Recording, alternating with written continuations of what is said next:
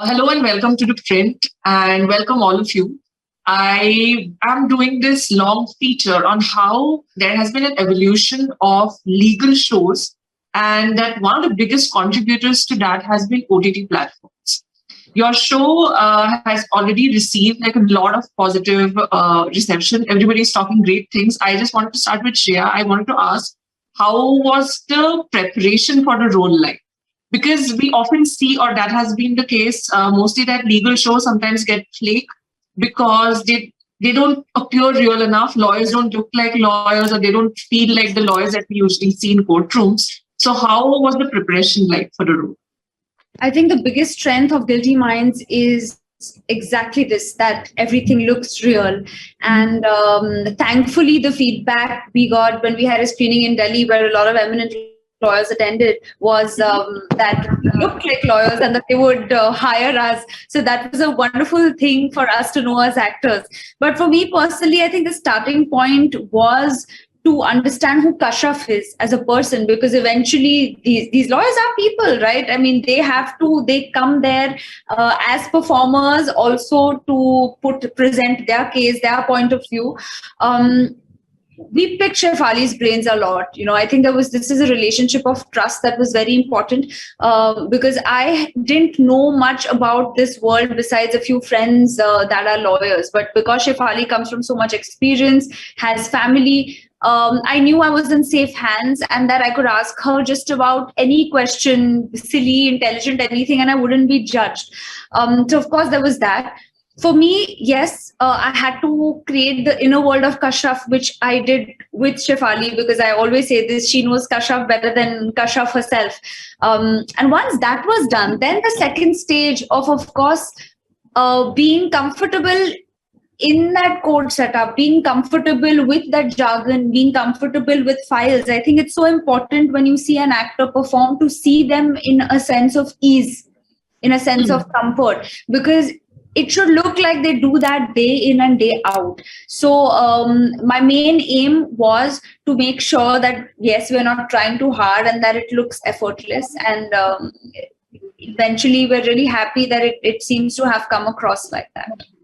So, did you watch any shows, or do you have any favorites? Because we know that maybe not so much in India, but US definitely has a lot of like a huge gamut of legal shows there. Yes, I absolutely love legal dramas. I'm a big fan, and I've actually really been fascinated by this legal world and the madness that goes on in lawyers' lives.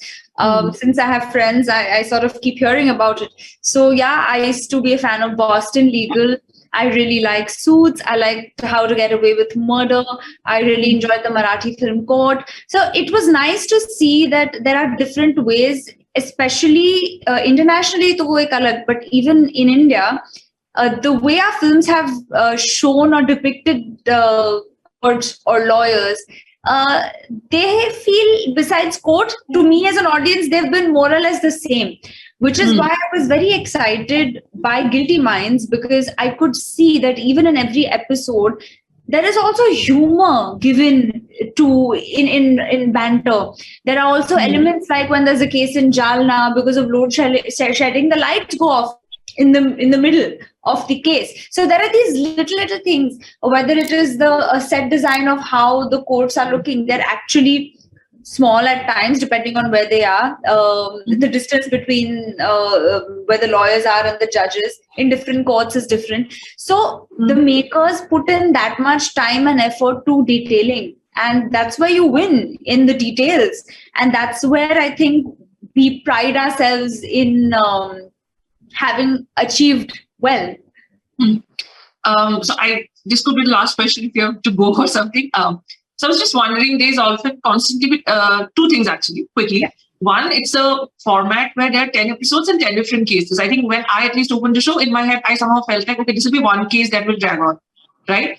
And so, do you think that also helps to show a lot? Because, you're watching different kinds. Like, there's a wide variety of cases you get to know, which is also India's legal system, very, in a nutshell. The other part is where you guys like have this moment like in every episode where there's also a gathering. Like it's not just lawyers, but also as friends, as acquaintances. How important that is, like Does it declamorize or add to the glamour of what often people see lawyers as? I think the whole approach was to just be truthful to it. Like personally, I love the fact that every episode has a new case, and then there's a larger case also. Yes, the liberty has been taken because unfortunately in our actual system cases take a long time, but we wanted to sort of give closure to every case in that episode. But even the way the casting has been done, we've had such wonderful actors playing these different lawyers come in, and people have reacted so beautifully and positively to the different cases because we wanted to make a show. We didn't, my makers, but we all together also wanted to be part of a show that also lends itself to conversation and dialogue and debate, where after watching, you perhaps are not able to obviously take a side or you have your own opinion, where it's not just entertaining, but it gets you to think. So I love that today when people are watching it, they're not just calling and saying, Shreya, good, Kashaf, everything was fab. They're discussing the cases with me. So I think the point is also to get people to ask questions, look inwards. And none of this is done in a preachy way. It's entertaining, yet it leaves you with a lot of thought. And because Kashaf and Deepak's characters and they're different people, their approaches are different, you get to see two different perspectives to it. And I also really like that the show balances the personal tracks really well. And it's nice to see people who are fighting, arguing in court, have a drink later on also, because that is the truth. Lawyers also, they can be friends, yeah, they also hang out. But to show how that can also come in the way. I personally have not seen this in any Indian drama setup, in a courtroom drama setup with as much authenticity as we have perhaps shown it. And I think that is the best feedback that we're getting, that it's looking and feeling real, and that we are not, the makers are not afraid to hold on to those pauses, to allow a scene to breathe. Okay, thank you, Shreya, so much. So, Varun, actually, something similar to what I just asked Shreya about your preparation for the role. And did you have to read up a lot? How the process like for you? No, I didn't have to read up a lot at all. I had to read the script thoroughly, and I think I read the script like many times, 7, 8 times, especially the court cases, to just let the words, sit in your mouth. Because like Shreya was saying, we wanted to come across as people who do this on a daily basis. Right. So my process is to write down all the dialogues myself, so that it just sort of sinks into my body. So no, not a lot of research, but yeah, we went to court. We saw a couple of people arguing. We just absorbed the atmosphere, spoke to a lot of our friends, got a lot of the nuances from Shefali, from her family, from her father, from her brother, from other lawyers that she knew. And I mean, I was just saying this a while back, is that everything was really on paper. There was not much that we had to do other than do what was on paper well. That was our job. And I think when the script is so detailed and the character is so lived by the writers, it makes it that much easier for us to sink our teeth in, because there's no guesswork happening on any front then. We're not making a backstory then which is not the same as is in the director's mind. So it also helps keep you on the same page. Of course, we add our own little backstories in the middle of it, which is ours to keep. Yeah.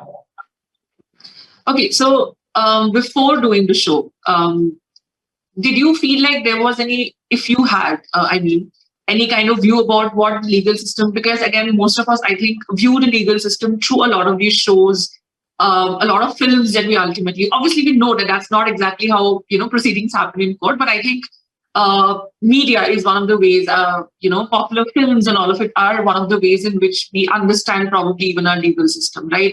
We've all grown up with certain dialogues, at least, whenever we think of legal. So I want to know what and if anything changes in terms of your personal understanding of how different the worlds are and how what gets portrayed and what doesn't get portrayed on screen? Uh, I have fortunately or unfortunately grown up watching very realistic cinema. The people who've been around me, who've introduced me to cinema and to movies, have been, uh, I've just been pushed towards the realistic part. And before I started acting, or even before scenes and all, I think, you try a lot of things which sometimes work, which sometimes don't work. And you try to reference some videos, you try to reference some characters that you've seen in the past. But I think after all that, I've been here for almost 10 years now. After all that back and forth and trial and error, I think what I realized is that what works best for me is just to make it real for myself, as real as possible, and not to take any reference points, and not to take any um, like any characters that you want to try and be like this character, or try and be like this film, or like this scene. So I think my process was wholly about just making myself believe that I was this person. So there was no real reference as such which was taken from any previous films or any other setup. Okay. So, what is your favorite moment or part of whichever that you may have enjoyed the lot about playing your character? Like, for me, at least right at the beginning of the first episode, there's a moment when you're attending a meeting and there's a call and you're constantly, there's a call about get married, beta, and you're just like, okay, I'm in a meeting, I'm in a meeting. So I felt like, yeah, and I felt like this was such a very human, real moment. Like, there's all of it going on. There's a proper meeting going on where you talk about whether or not to take a case, and then there's this pressure, on this guy to just get married. So, just wanted to know anything like that stood out for you, or you probably relate. I'm really happy, and I can see a smile on Shefali's face as well. That all these little things that we've tried to plant are being noticed, and that you're asking these questions. It's really nice. It's very satisfying that in fact that the first day when Shefali and me spoke after the reviews and all came, and she said that it's not about being liked by the people, it's just about being understood. And that has been the most rewarding thing about the feedback that we've been getting. But coming back to your question, my favorite moment actually is just a little bit before that.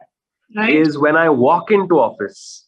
I thoroughly enjoyed that stride into office, and just like I have worked in office before as well, so I took a little bit of that from there. And just that feeling of like that I own this place and like it belongs to me, and even though he's not the owner of it at all, but just the little cockiness and the confidence he has about it, I really thoroughly enjoyed that walk into the office.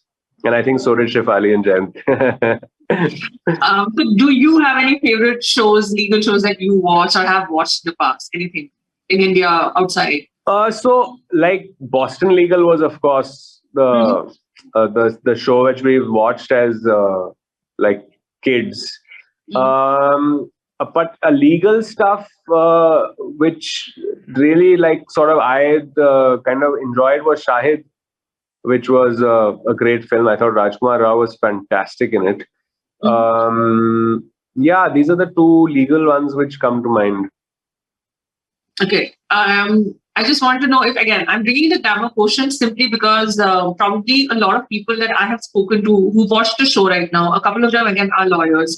Again, they have amazing things to tell about the show because, I have a couple of friends, they put up stories saying that, okay, finally you can represent it in certain ways, which are not like demarcated. Like they're not just, caricatures or, absolutely on the other end that they're way too masculine and aggressive about winning their cases. I was wondering what you felt about that bit where do you feel like lawyers do tend to get a personality type, like they get to typecast into a certain way? And do you think, Deepak Rana's character in a way probably helps contribute to not putting it in boxes, maybe. Like, this is the only way you can be. Like I mentioned, I'm just sort of carrying forward from the question I asked before. Like this whole point about, okay, you're getting calls about marriage, but you also have this group of friends that you're, let's say, chilling out with. but you're also somebody who's very, very, into the case that you're talking, and you're trying to explain. Like there's a moment when you're saying something like, okay, consent is this thing. You can't just come in and say. So all of these elements, you feel like it's a very, very rounded character where everything sort of comes together. Plus, then you become the lawyer. Like it's never just okay. I have done my education. I've had this many years of schooling and legal education, and then I have worked, and that's it. Do you think that it contributes, or maybe it contributes to future legal dramas that can come up? After my dad finished watching the show, he Right. called me up and he said to me, that, which is like, my dad's a very critical guy. He said to me that, I have not seen you play a character, I have seen you play life, which was like, oh my God, like coming from him, I never expected those words to come from him, but he obviously watched it in great detail, and I think that's what I couldn't have worded it better, that it's ended up being a very wholesome character. He's not tried to be any one thing, and there's not any one characteristic trait about him which you can say this is Deepak, really. I mean, it's forever changing like that. So I feel really lucky to have had the opportunity to play a wholesome character. Whether it'll inspire anybody in the legal world or not, I mean, I am too small a pawn in the world to say that. But yes, a lot of lawyers are writing to me and complimenting that the portrayal is very real, and the way I've interacted with the judges. And when we had our screening, our first screening was with Shefali's family and also a lot of 200 odd lawyers who had come. We were all shitting in our pants because we were like, oh my God, what if we've not done a good job? But they all really liked our performance, and they liked how we portrayed the characters, and some of them were willing to give us jobs after that. So it seems to have rung the right bells with the legal fraternity. Congratulations on a wonderful show. I just finished it yesterday. And I was like, so I'm a big fan of legal shows here. So, I've watched all from Boston Legal to Suits. I have just been, that kid who just the teen who went into these shows. Actually, for me, so what I first want to ask is, where did the idea come about to have this series and the format of it, which is what I said, that there are 10 different episodes and every episode is sort of looking at a different kind of case. So how are these choices made? What kind of case are we going to look at? What are the areas that we are going to look at, and how we are going to go about it? So could you just give us an idea about that? Yeah, so I owe my family in more ways than one, because I walked out of the film with another nephew who has studied law but is not a practicing lawyer. And he said, you know what, we don't have enough good courtroom dramas in this country. So I said, yeah, I should make one. And he said, yeah, you should make one. And I said, okay. So then I started thinking about it. Right. Then Shefali Bhushan, who is also actually my brother's son, but he's also he's another nephew. So he's studied law, but is also a PhD in maths, and is a CTO at a startup, and also very interested in writing, and is a writer now. So basically, he and I developed the initial shell or the Bible, and we started pitching it to various people. So we created some characters, the world, and we started pitching it. And then after that, once Amazon had bitten into the project, then we expanded the writer's room, and Jayant joined the writer's room. Mm-hmm. And so the three of us were there for a very long time, and we had fleshed out a lot of the episodes before Diksha, who's a practicing lawyer, had also joined us. So eventually there were four of us in the writer's room. So yeah, basically the ideas, a lot of them were brainchilds of Manav. Some of them were thought of by Jayant and me. I think the beauty of a writer's room is that everybody comes with their own areas of interest, their life experiences, their knowledge, and enriches the writer's room. So then Jayant and I, who worked on the screenplay by and large, we started trying to research and trying to find, once we had zeroed in on the ideas that we were going to go with for these 10 episodes. And why an episodic format? I think I can't take the credit for that. It is a very often used format, the procedural format, which we see in so many international shows, which we saw in Made in Heaven as well. I think in Indian shows, we are also seeing that. So basically, and that gave us the opportunity to explore so many different kinds of issues, which has really been a winning for us, because you can not only go into many different subjects which are of relevance and importance to different kinds of people, different kinds of stratas of society, but you can also explore so many characters, which is what make those worlds alive. You can explore characters from different regions, different genders, of course, and also different thought processes, So it, from a writing, a direction, a creation perspective, it is becomes a very rich experience for us also, to be able to go under the skin of so many different characters and so many different worlds. So the next question is something that, again, I've already sort of asked to actors, but coming from this, that at least my experience with watching a lot of shows, a lot of films on Bollywood has been, like I said, that sometimes you veer on caricaturish, or you have that very famous dialogue from Damini, which is Tariq pe Tariq, which is, I'm not saying it's not a fact that court cases actually drag on. There are so many instances where they drag on for years, and then somebody has actually died by the end of it, and the person who's part of the case has actually died. I was wondering how much of it, how difficult, how easy, how challenging it was to sort of bring a resolution in a way, to every episode or every case, if not every episode but every case. And the other element, I think, what I was sort of, thinking when I was watching the show is that how did you manage to balance out all of these elements, the personal lives of the lawyers, because obviously everybody has a personal life. And there's this certain set of expectations that people have of lawyers. The way we have about even doctors, they will save us. The same sort of goes for lawyers as well, right? Like if let's say I'm not guilty, this person can and will save me. I will come out of it. So there's that sort of pressure that's there on them. And then there's obviously the other end where you are constantly working, sometimes beyond your working hours, because that's a very common, if I'm, understanding among lawyers, that you have to put in, like, it's not a 9-to-5 job at all. It doesn't work like that. It's round the clock sometimes. If there's a case that's, and let's, heaven forbid, it's a high profile case, then you're sort of like, sleepwalking and trying not to sleepwalk through a case. So first bit was that. And the other bit was, I was just wondering Let us tackle those bits. I'm losing your thread already. Okay, sorry. Yes, please. No, so basically, see, coming to the resolution, I mean, I must admit, and I must say this to your viewers, we apologize because that bit is unreal, but that is a restriction. That is the format that we have chosen. If we don't do that, the audience will feel really cheated at the end, that, you didn't even show us a result. Mm-hmm. In fact, in one of the episodes, because there isn't really a result in a sense, it leaves people feeling very dissatisfied. You know which one I'm talking about.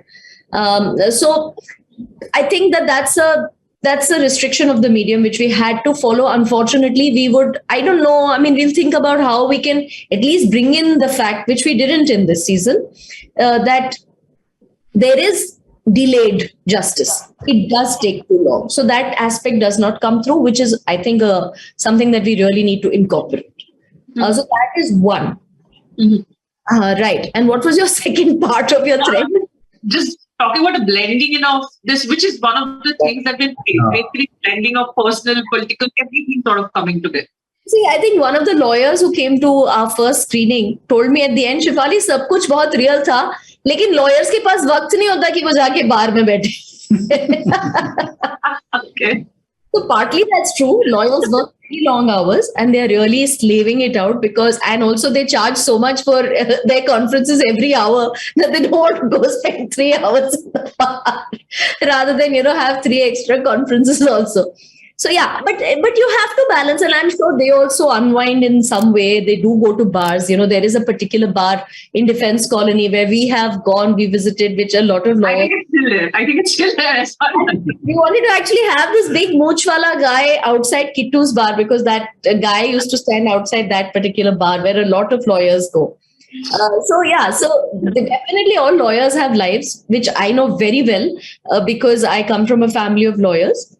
And so we needed to show reality. And, the thing is that I think where cinema or OTT platforms content is changing is that we are now getting into very real spaces. We are getting into very real emotions. We are getting into very real characters, and the audiences are appreciating it. Refreshing is a word I'm hearing a lot from viewers and from critics also, suppose. Because the thing is that we have seen overly dramatic, larger than life characters for very long. And not to say that we don't love them. We love them. That's one genre, that's one style. But I think a style of storytelling where you see a character like you and me, who would be sitting against a red wall, wearing a yellow kurta, and it's yeah, to relate to the character that you are seeing on your TV screen or your mobile screen or your laptop screen. You need to see that, okay, if I was in that situation, would I react the same way? Oh yeah, I have been through that kind of heartbreak, or I have been through that kind of dejection, or that kind of rejection. And you need to connect. And that, therefore, personal lives become equally important, and they're not trite. They are, after all, human beings are not just functioning from their minds, they're functioning from their hearts. So their personal lives, their emotions, and that forms, they both feed into each other. Your work feeds into your emotions feed into your work. So unless you're showing a balance, I feel, you're not doing justice to the story that you're telling. Unless you, of course, pick a story which is only one side or the other. But if you're picking a story like this, there is no reason at all that you won't interweave the personal lives, their deepest emotions. So I want to know that, again, when I spoke of caricature, the other thing that I was sort of bringing in was this idea of good versus evil, which has been a very pretty standard procedure when it comes to, I think, at least legal dramas. I mean, in fact, a lot of things, but also very specifically to legal dramas, that there is one guy who's absolutely right. This is the side you choose, even as audience members. I want to choose this person's side and this case and all of it. So how challenging was to bring in a sort of this gray area, which is actually law, where you can't be like, okay, this is 100%, not guilty, this is 100% guilty. And that the process itself that it's a process ultimately. It's not about this guy has done no wrong and this person has done only wrong. How difficult was it to bring that in? Because I see that in the show. And I'm sure that is why a lot of people are actually appreciative and saying things like you mentioned, refreshing, to see it how it is, instead of how let's say it's aspirational, ki bas sachai and bas jhoot and something like that. So yeah, I think grays are very, very important to us, because again, that's a reflection of life. Life is not black and white. And also, it is important, we really feel it is important for conversation. We cannot live in extremes where we are only assuming that what we think is right, which we are increasingly becoming as a society, unfortunately. And we really need to break that. You may feel very strongly about something, but you need to be able to hear another point of view. I mean, just keep quiet and listen. And you may get something from it. Maybe you'll walk away feeling that, no, I am right, which is fine. There are certain issues on which even I cannot imagine that there can be another side. I feel very strongly about those issues. However, even I want to train myself better to be able to listen to the other side. So, in fact, writing for a medium or creating a product like this or a show like this actually does something to oneself also. It's two ways, you are trying to influence the viewer and you end up influencing yourself also at some level. It's important there is nothing that is black and white. There is nobody who's totally right or totally wrong. In very rare cases does that happen. So we should become more tolerant of other points of view. So that's something that one feels very strongly, and that's why it comes out in every issue. Of course, that is the point of drama as well. That, if there are no two sides, then what is the case about really? If it's completely one-sided. But even in human emotions, I think the people, viewers, and anybody who's watching it is feeling that not just for the cases, but even for the characters. Nobody's completely right or completely wrong or completely white or completely, which is something that is very important to us as people or to the entire team. And that is the reason it is coming through. And we are just elated that people are getting that, because when you try to communicate an idea which isn't very direct, it feels extremely good that people actually are able to absorb that. And that is the only small little way where you feel like, yeah, we are making films or shows, and we are in this entertainment industry, but yet we are able to make some kind of difference to people's lives because we are making them think about something. If they were just to watch it and binge it and it's just pure entertainment, then one would feel okay, fine, yeah. But we are feeling very satisfied because people are thinking, they are debating. There's nothing bigger than that for us. So basically, the conversations that have come up because of the show, Yes. in whatever manner they may be. Absolutely. Okay, final question. Just the name of the show. How did it come about? So I'll tell you how it came about. It came about because we had thought of the name mens rea initially, which is the Latin term. Okay. So I'll explain it to you briefly that if suppose I'm holding a knife in my hand and I accidentally, something happens, I get pushed and I kill somebody. And if it's an accident and I didn't really have the intention or the guilt in my mind, then it's not a crime. It's an accident. So mens rea, the intention or the guilt in the mind, is necessary for an action to be a crime. So that was quite literally the reason that mens rea, and then therefore the translation of that guilty minds came about. But then we also felt that exactly what I was saying to you earlier, that because we are so invested in the grays, we are so invested in people and what they are thinking and what is in their mind, or any little guilt that is in their minds, is something that we are also trying to explore in this entire narrative. So it becomes something that represents that as well. So therefore it becomes larger than just the legality of it. Thank you so much for talking to me, and thank you for this interaction as well. Thank you, Tina. Nice talking to you. I'm so glad you liked the show. Loved it, not liked it. I was just clarifying that point. I loved the show.